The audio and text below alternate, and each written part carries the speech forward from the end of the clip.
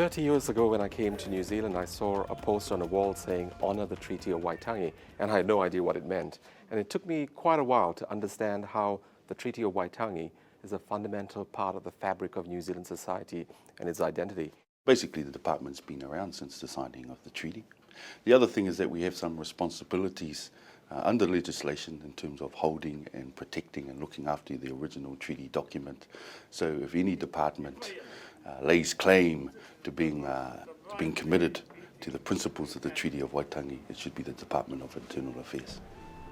For me, the treaty permeates the work we do, and if you look at the structure of the treaty, Article 1, we're part of the government, the kāwanatanga, so we're part of the sort of machinery of government. Article 2, we hold taonga that are of interest to Māori, and Article 3, we represent citizens of New Zealand who include Māori. So in practice, we understand what that means in the National Library and the Turnbull Library by looking at our Act, the National Library of New Zealand Act, which was changed in 2003. And our Act says we care for the materials we have in accordance with their status as documentary heritage and taonga.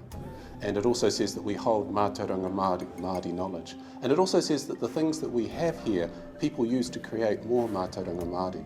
So to help us work out how to implement those ideas, those principles, we have a policy we call it our kaitiakitanga policy. It's the principles for the care and preservation of Māori material, which was done around the time that that Act was changed. As Chief Archivist, I feel like I've got a really close personal connection with the treaty because it's in my care. My staff are responsible for the day-to-day preservation of that really, really important document in the history of our country. So that's what it means to me, and that's what it means to Archives New Zealand staff. We take our responsibilities in terms of caring for the treaty really, really seriously, and we are honoured to be its custodians. It's really, really important. It's fundamental to who we are as an agency and the work we do. So on a weekly basis, I meet with groups. We sit down about what their needs are around the treaty settlement, and then we agree an arrangement, and then it's up to other parts of the business to implement it. So it's real, it happens on a weekly basis.